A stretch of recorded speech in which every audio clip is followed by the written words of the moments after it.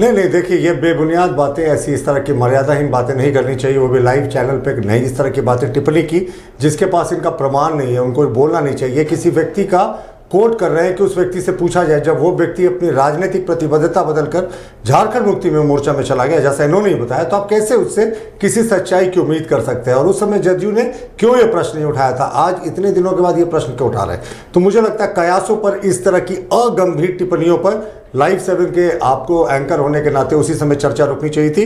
बात यहाँ गृह मंत्री की हो रही है और पिछड़ों के लिए हमने क्या किया ये बताने की आवश्यकता नहीं। आज बिहार में जदयू जिसके साथ सरकार में है, तो बीपी मंडल साहब ने तो 1980 में बीपी मंडल की कमीशन की रिपोर्ट सौंप दी थी। उसको क्यों 10 वर्षों तक कांग्रेस की ब्रूट मेजोरिटी की सरकार, जो आज भी इनके गठबंधन का एक तरीके से हिस्सा ही है बिहार में, वो क्यों रोक कर रखी थी इतने दिनों तक? 10 वर्ष लगे थे, तब विश्वनाथ प्रताप सिंह ने उसे लागू किया था। 10 वर्ष तक पिछड़ों को इन्होंने आरक्षण नहीं दिया। 2004 से 14 के बीच में यूपीए की सरकार थी जिसमें कांग्रेस की एक तरीके से आप इसे माने कि मेन गठबंधन की वो पार्टी थी, तो उस समय इन्होंने क्यों पिछड़ों को उनका अधिकार नहीं दिया? हमारी सरकार ने सबसे पहले मेडिकल कॉलेज में, नवोदय विद्यालय में, सेंट्रल स्कूल्स में, सब जगह आर्मी स्कूल्स में, जो आर्मी के सैनिक स्कूल्स हैं उनमें 27% पिछड़ों के आरक्षण का प्रावधान किया, मेडिकल एंट्रेंस में भी किया। हमारी सरकार ने सबसे पहले बैकवर्ड कमीशन को संवैधानिक दर्जा दिया। और एक पिछड़ा का बेटा अगर दिल्ली की राजगद्दी पर बैठ गया है तो बाकी किसी को यह शोभा नहीं दे रहा। हाँ, जहां तक एक फाइनल कमेंट कि ये कह रहे थे ना कि जिसकी जितनी आबादी उसकी उतनी हिस्सेदारी, तो ये तो दिखा रहे हैं किसी मुसलमानों का 17% आबादी है, एक दूसरी यादवों का 14% के आसपास आबादी दिखा रहा है। तो फिर मुख्यमंत्री के कुर्सी पर वो व्यक्ति क्यों आसीन है जिसका इस जातिगत सर्वे के अनुसार सिर्फ 3% उस जाति का वहां पे बिहार में डोमिनेशन है? तो 3% मुख्यमंत्री और बाकी 17% और 14% किनारे।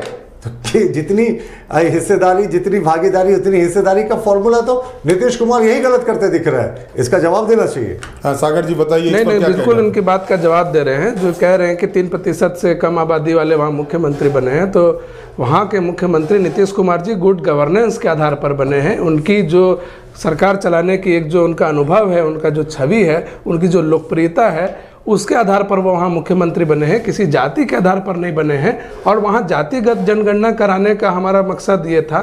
और जो अभी पिछड़ों का आरक्षण हम लोगों ने दिया, उसका मकसद महज इतना ही है कि जो पिछड़ी जातियाँ हैं, जो शोषित है, जो वंचित है, उनको उनका अधिकार बने। ये कैलकुलेशन और ये गणना इसलिए नहीं हो रही कि कौन मुख्यमंत्री बनेगा और कौन प्रधानमंत्री बनेगा। नहीं, जब गणना, अब ज्ञान जी मुझे भी इनका जवाब देने दे कि कितने कन्वीनियंटली गुड गवर्नेंस पे आ गए। यानी आपको क्या लगता है कि यादवों में किसी के पास गुड गवर्नेंस की कैपेसिटी नहीं है? मुस्लिम जिनको आप अपना वोट बैंक मानते हैं बिहार में, उनमें किसी के मैंने टोका टिप्पणी नहीं की। सागर जी मर्यादा रखे, अगर टोका टिप्पणी होगी तो यकीन मानिए मैं भी आपको एक लाइन नहीं बोलने दूंगा। मैंने बिल्कुल नहीं टोका आपको, तो मेरी बात खत्म होने दें। तो आपको क्या लगता है यादवों में गुड गवर्नेंस की कैपेसिटी नहीं है? आपको क्या लगता है मुसलमानों में गुड गवर्नेंस की कैपेसिटी नहीं? आपने कहा ना कि गुड गवर्नेंस के नाम पर नीतीश कुमार बने, तो क्या आप किसी दूसरे को मौका नहीं देंगे? आखिर ये नारा क्यों दिया गया कि जिसकी जितनी हिस्सेदारी जितनी उतनी भागीदारी?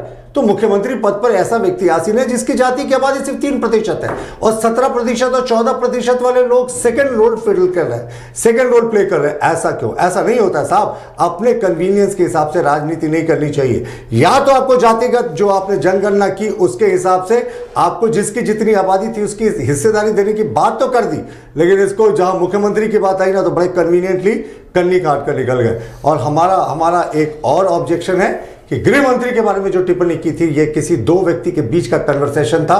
इसको आपके चैनल पे इस तरीके से नहीं दिखाना चाहिए। नहीं, सागर जी ये बताएं कि जो